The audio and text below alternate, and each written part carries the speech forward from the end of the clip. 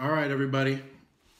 Thanks for joining me. This is the first time I've done a Periscope like this. I've been doing the Periscopes on my college tour, but I wanted to just get some information out to you. I was driving back with Red Hen from Charlottesville, from UVA, where we were down there, and I was giving a speech to the college Republicans that went really well. It was all about the Democrats' Deplorable book and my transition to a deplorable Trump voter from the Democratic Party. And the crowd was great. The energy was really high, and we had a fantastic time. And on the way back, we put on a couple podcasts. Oh, thanks, Jen. We put on a couple of podcasts to pass the time, and we were listening to Dave Rubin. And the first one that we listened to from Dave was Tucker Carlson, and that guy was great. That was fantastic. I love listening to him. I can listen to him anytime. But the second one we listened to, Dave Rubin had on a woman who was so-called anti-feminist, who has a PhD in gender studies and feminism, and she teaches in Ottawa. And she was going on very accurately about how feminism is anti-masculine, and there are all of these symptoms out there in today's culture that are showing men falling behind, and how feminism is attacking men and making them feel somehow inadequate, and that they're unwanted by their culture and their society. And both she and Dave referenced Jordan Peterson as somebody who's tackling this issue and getting out there and talking to thousands of people about how men, especially young men who are feeling lost in today's society, can find their way and what they can do in order to improve themselves. And what struck me was that listening to Jordan Peterson, I know that like one of the main things that he wants people to do is to clean up their room and to get their act together and to start being productive in their own lives, and to really take care of themselves before they move forward. But beyond that, I don't think Jordan Peterson necessarily has the prescriptive ideas that are going to help men rise up and take responsibility for themselves and take responsibility for their life and find a way to create a life that is going to be fruitful and be pleasurable and be of utility to society. And I've listened to Jordan Peterson for a long time, and I really respect the guy, and his early podcast with Joe Rogan was really an eye-opener for a lot of people. And I think we're all indebted to him for spreading the message. But what I'm finding with him is that there's the bridge to an actual solution to these problems is hard to find, and I don't think he necessarily has the answer. And listening to this woman, listening to Dave go on about how all these issues are there for men and how feminism is really degrading masculinity, they were sort of missing the main point and the link to how we're going to solve this problem. And I think it's kind of surprising to me that feminists are surprised that there is a rising anti-ideology to what they're pushing forth. And what we've seen over the last 10 years in the for darkest corners and furthest reaches of the internet has been a bubbling up of a men's movement that's not, and I'm not talking about men going their own way or men's right advocates or anything like that. I'm talking about men getting together and helping each other find a way in this new environment that is completely shaped by feminism, the feminine imperative, and culminating in what we saw just recently with the Kavanaugh hearings, where we're now completely throwing out due process. We're completely throwing out the notion that we're innocent until proven guilty.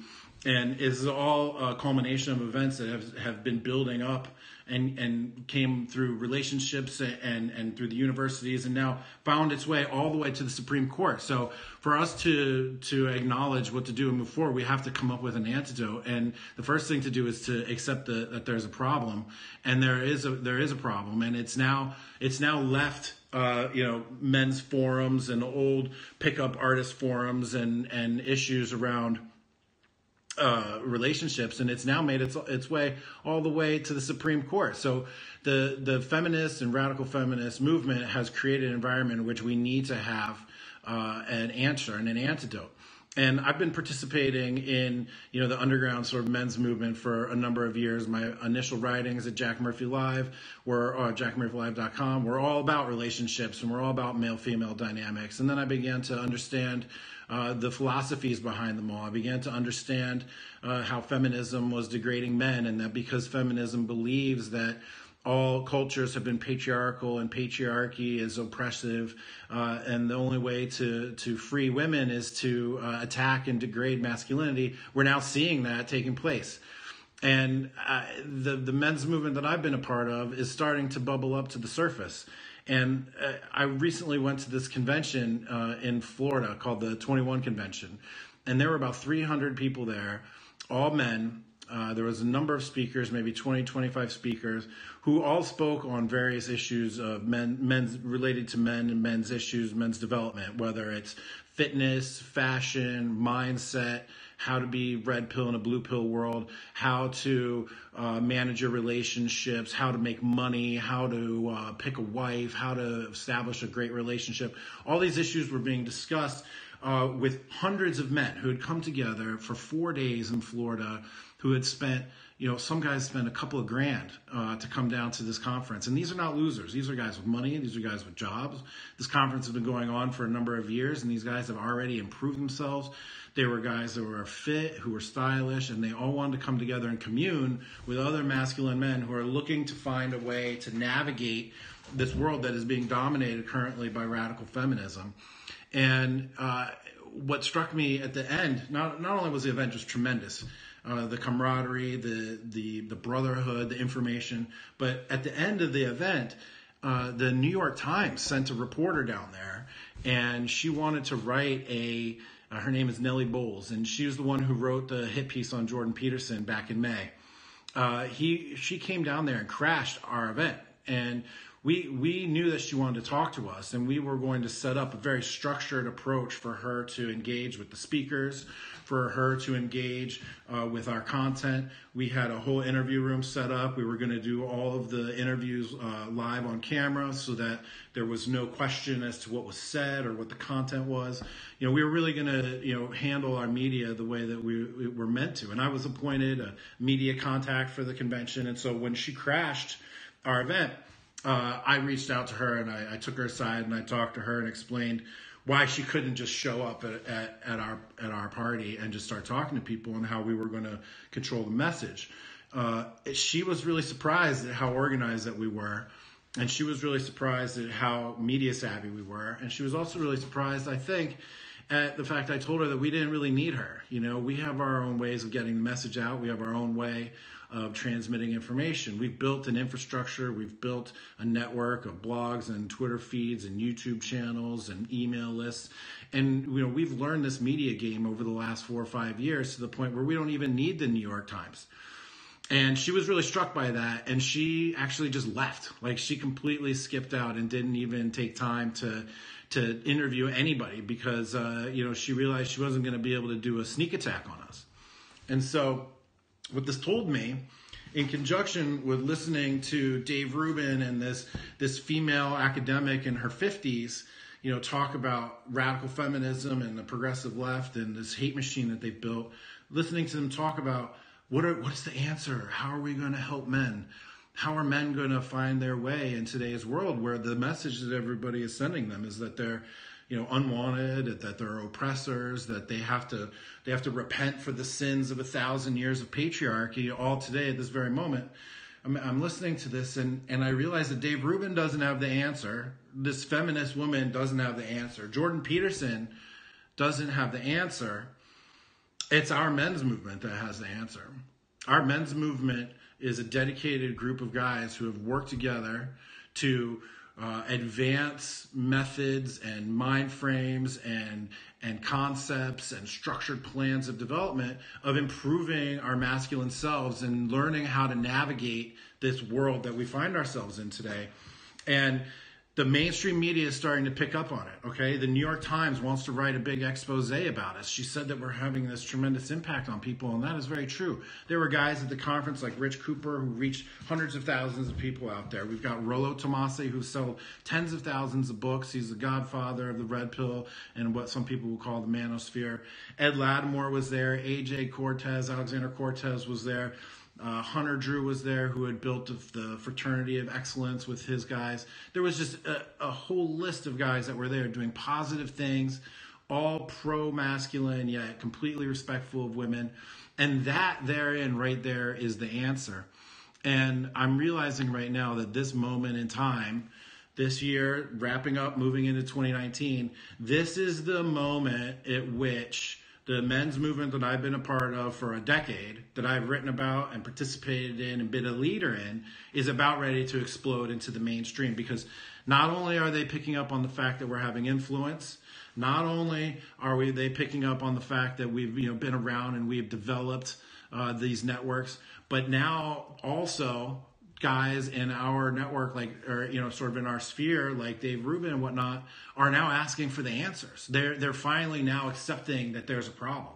5 years ago, if you said that feminism was a problem for men today, people would have sort of laughed at you. But now it's becoming, and then it's the Kavanaugh hearings are what has really brought this to the forefront, I think, and crystallized everything for both the men and the women that don't believe in this radical feminism. We've now seen that this is something that's bubbling up all the way to the highest parts of our country, to the Supreme Court, and it's now time for us for the answer to be sought. And the counter argument to feminism and the counter argument to an ideology that desperately wants to destroy the root of patriarchal power, which is masculinity, the antidote to that is teaching men how to be men again.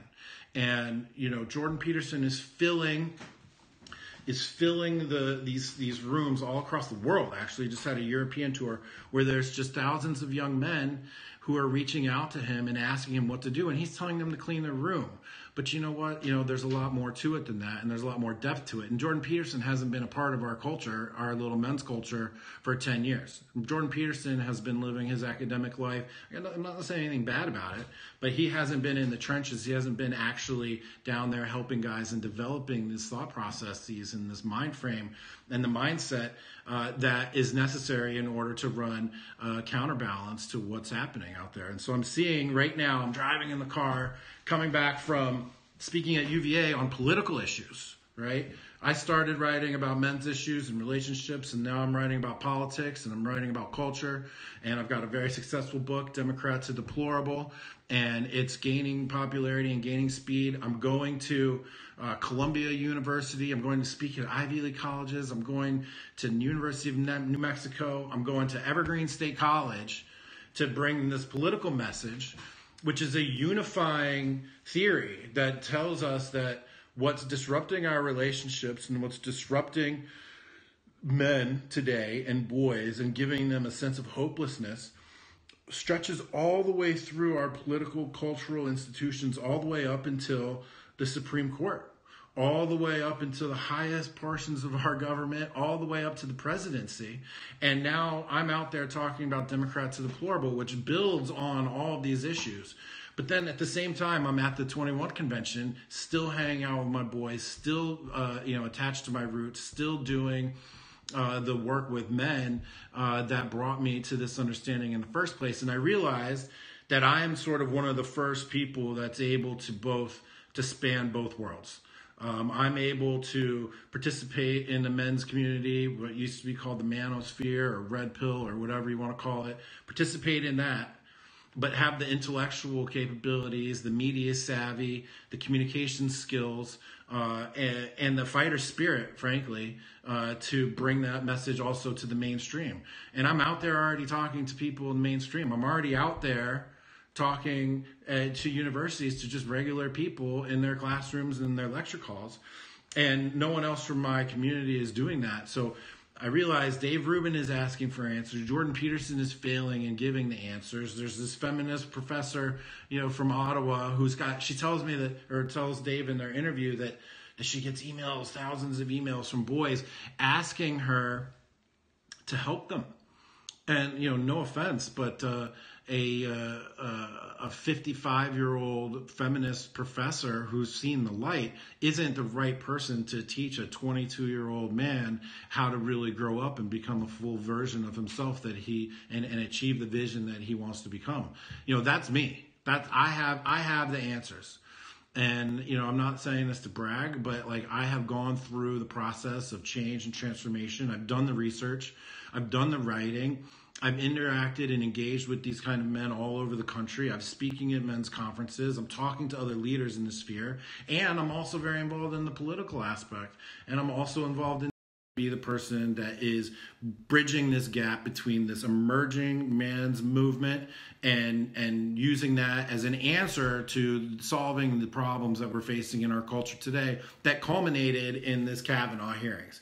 It is crazy what I saw with Kavanaugh, where the notion that we must believe all women, no matter what they say, that the feminine imperative is the most important thing that we've got going on. We have to adhere to it at all times, and that you can just cast aside a man with a whole lifetime of work just because a woman said something about something that happened allegedly 35 years ago that was uncorroborated, unsubstantiated, and refuted by every witness that she named. So a few years ago, if you would have asked me if I would have thought that the men's movement that I started writing with, that I'm a part of still proudly to this day, was going to find its way into the mainstream political discourse, was going to find its way into the Supreme Court, I would have thought that you were crazy. But there's no question that that's the case today. There's no question that everywhere I go, there are young men who feel like they don't have proper masculine role models. There are young men out there who don't understand how to become the best version of themselves. None of these guys I saw either at any of the colleges I've been to have really, built themselves out or had a strong, secure vision of their future and how they were going to navigate this world. I got a question last night from one of the kids in the audience, one of the young men in the audience. He said, how do we tell people that just because we're men and just because we are Republicans, that we're not racist or sexist? And, that really struck me because he was sincere in his question, and he felt ostracized just by the sake of being a man. And, in my book, I explain how the college campuses, starting with orientation, the class structure, the communication standards and norms, the biased response teams, the Title IX, the sexual harassment policies. I explain how all of that is rooted in radical feminism and how it's changing and shaping every kid that walks through the door of a university or college in America today. And then I also explain how all those people graduate college, get hired by these institutions and professional organizations who then adapt to their expectations. And so radical feminism's thinking has really just blasted through from the universities into our HR departments, our corporations, our institutions, our government institutions, all the way up to the Supreme Court. So I'm realizing right now that this is the moment. This is the moment at which everything I've been working for the last 10 years, everything I've been writing, everything I've been talking about, all the guys I've been talking to, this whole thing I've been a part of, both men's and masculinity issues and the sort of MAGA, how do we fight back against radical feminism and Hillary Clinton being, sort of the avatar for radical feminism. All that is now coming together, and I'm realizing that this is the moment. This is the moment where it all becomes real. And, I've done good to establish, my presence in the media. I've done well to establish myself as a writer and a thinker. And the time is now. The time is now. And I'm ready to seize the moment. The country is ready to receive these messages. Young men across the country are starving for this information. And our talking heads out there, like Dave Rubin, are beginning to really acknowledge the fact, and in fact, he even called it the beginning of a new culture war, sort of the rise of masculinity, the rebirth of masculinity, Our talking heads are starting to talk about it, and people are asking, what do we do and how do we do it? And we have the answers in our little corner of the internet, and in my writings and the writings of many other people, and we're about ready to bust out into the national narrative, and I'm really excited for it, and I'm just thankful for everybody who's been a part of it so far. And I want you guys to all stick around. I want you to follow me on Twitter at Jack Murphy Live. I want you to go to my website, jackmurphylive.com, sign up to my email list. Look for big things coming. Buy the book, Democrat to Deplorable, which explains all of this stuff.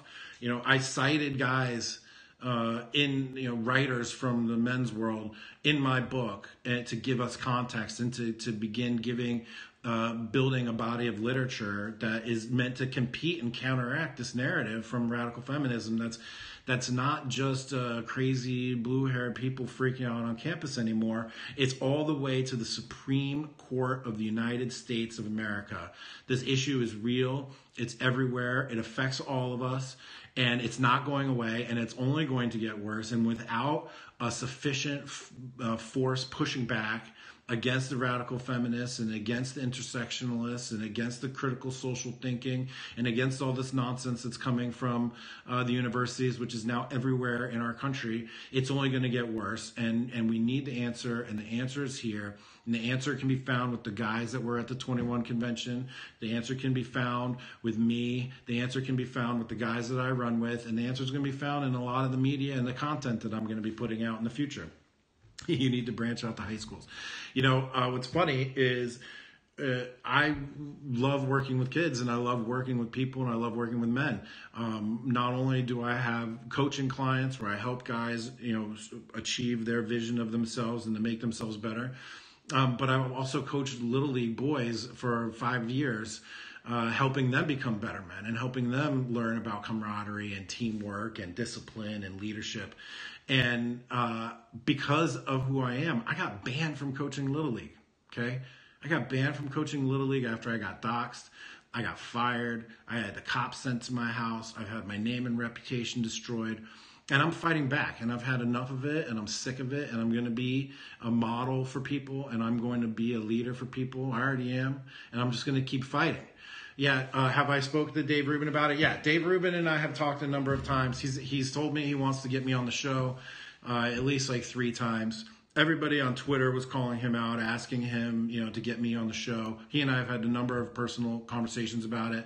But, dude is busy, and he's got guys like Tucker Carlson coming on the show and Larry King and stuff. But, he needs to have me on the show. Dave Rubin, you need to have me on the show because you're on the cusp, man. You're on the verge. You've figured out what the problems are. You've identified all of the issues. You've identified the negative consequences of what's happening. But you haven't had anyone on your show that can tell people what to do to make it better. And you haven't had anyone on the show who has been fighting these fights for 10 years now.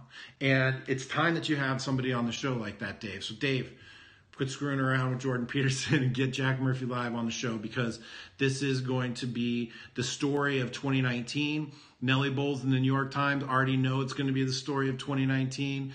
They're trying to already bring this subculture to the forefront. I've got writers from various mainstream organizations already talking to me, trying to work on getting a profile done, on big radio shows and big well-known publications. So it's out there. The sense that this is important is out there. The sense that the time is now is out there. And I just was so pumped up listening to this podcast on the way home from Charlottesville after my talk at UVA that, I decided to come back and do my very first Periscope. So, I apologize. The setup is pretty sparse. I had my Democrat to Deplorable sign behind me, but then I saw that the image was reversed. So I'm going to have to figure that out. I'm going to have to get a new camera and a new setup and all that. But, the time is now, guys. And I appreciate all the support that you've shown me so far. I appreciate all of the amazing emails that you guys send. Guys send me messages saying that I've saved their lives. Wife send me the redhead. Wives send me messages saying that my writing has helped them in their relationships. I've got a great group of donors. People have supported my travels. They've donated me money quietly. People are offering me money. People are offering to help fund my college tour. And it's really just an amazing groundswell of support. And I think part of it comes from the fact that I got doxxed by Antifa. I got fired from my job. I got swatted, banned from coaching Little League, and I didn't roll over, man. There's no way I'm going to roll over. You know, I'm a fighter. I'm going to fight back, and I'm not going to take this laying down. Lacey McCauley tried to strike me down. That Antifa chick, she tried to strike me down, and oh wait, watch this, blocked. Oh, that's fun. She tried to strike me down, and you know, funny thing, I came back even stronger than before. And I'm going to come back even stronger, and momentum is building, and you guys are awesome, and this Periscope stuff is awesome. I'm going to keep doing it. Does the book detail what happened to you? No, because I was writing the book while it all happened.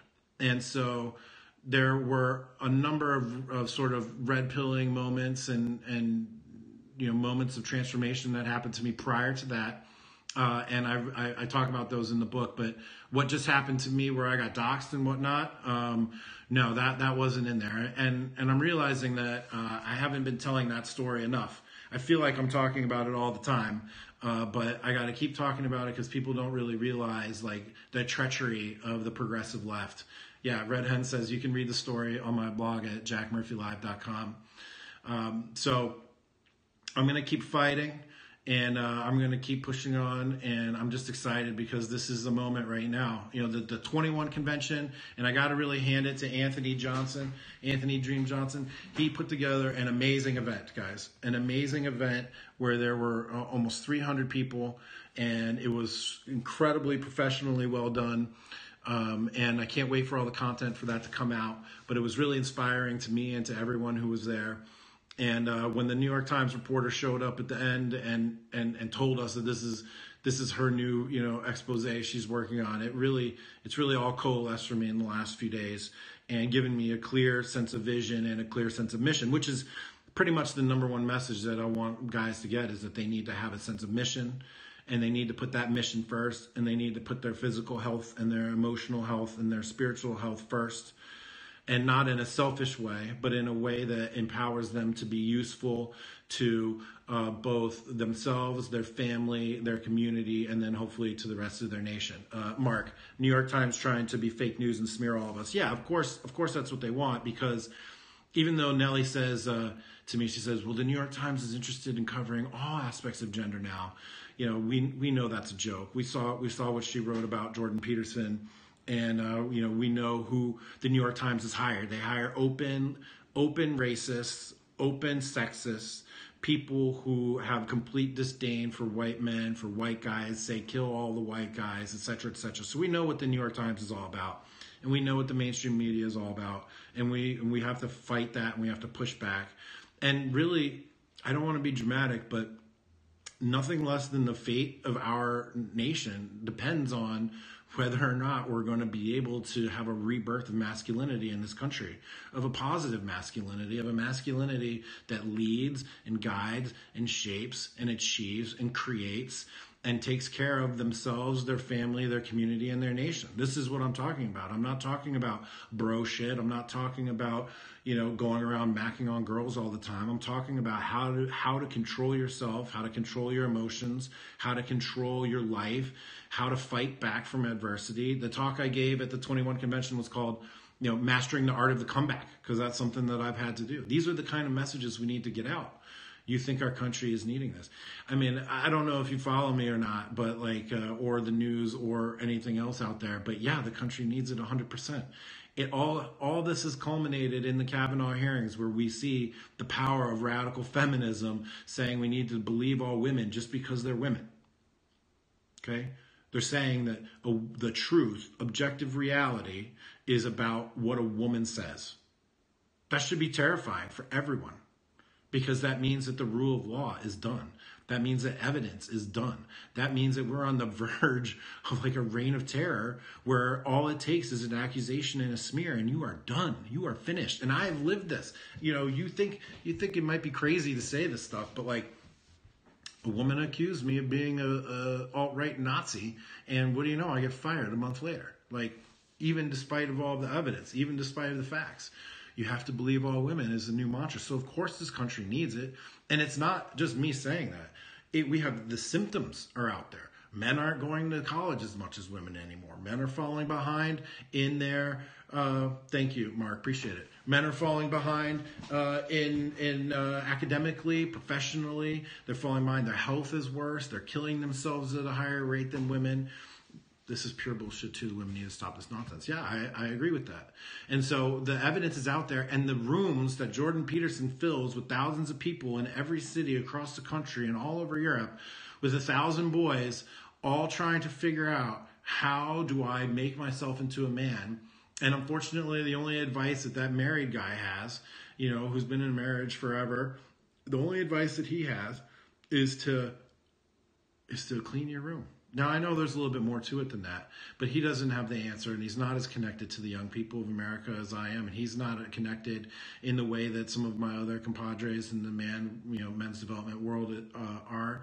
And so we're the guys with the answer. We're the guys that have been developing this stuff on the ground through trial and error, frankly, through trial and error and exploring it personally and trying to make it happen for our own. And so this is the moment, guys. This is the moment right here. This is the moment where men's development community meets radical feminism, the Supreme Court, Kavanaugh hearings. It all comes together in this moment in 2019 where we go mainstream and where I go mainstream with this message. And we begin the process of developing a positive masculinity that's going to fight back, and that is going to bring us, hopefully, back from the brink, from the direction that we're heading. I mean, haven't you guys seen the trajectory that we're on? It's not getting any better. Radical feminism has permeated every element of our life. And it's so common, the thinking and the thought process now, that it doesn't even seem strange anymore. It's just widely accepted. And this trajectory is not going to slow down unless somebody puts up a fight. Now, the whole entire premise of feminism and radical feminism these days is to destroy masculinity, because masculinity is the basis for masculine power, and masculine power to feminists is the basis for the patriarchy, and the patriarchy is oppressive and women are oppressed, right? So that's their thought process. So of course they have to attack masculinity, and they've done a very good job of it. They've done a very good job of it. It doesn't take much observation to see that men in our world today, especially our 20s and 30s something, our millennial guys, are suffering, and they don't know how to become men. And the radical feminism has been successful enough in extinguishing the weak and smothering them. And the only men that are left are the men with the constitution for revolution, the men with the strength enough to fight back. Those are the people who are going to be leading the way. Those are the people that are going to be pushing the thoughts and ideas that are going to be the necessary counterweights to these ideas, these radical ideas, which have now taken over and dominated our infrastructure, our education system, our academia, all the way up to the frickin' Supreme Court. So that's my rant for today, guys. I'm going to hopefully be doing a lot more of the periscopes here and pushing out a lot more content. I get hyped about issues all the time, and then because I'm more of a writer, I get bogged down in really trying to write things out and write a big essay and all of that. But I'm going to just keep ranting on Periscope for a little bit and see how that goes. So thanks, everybody. I appreciate all the comments. I appreciate all the hearts. Follow me on Twitter if you don't already, Jack Murphy Live. Go to my website, jackmurphylive.com. Buy the book, Democrats are Deplorable. Thank you all for your support, and I will see you guys the next time.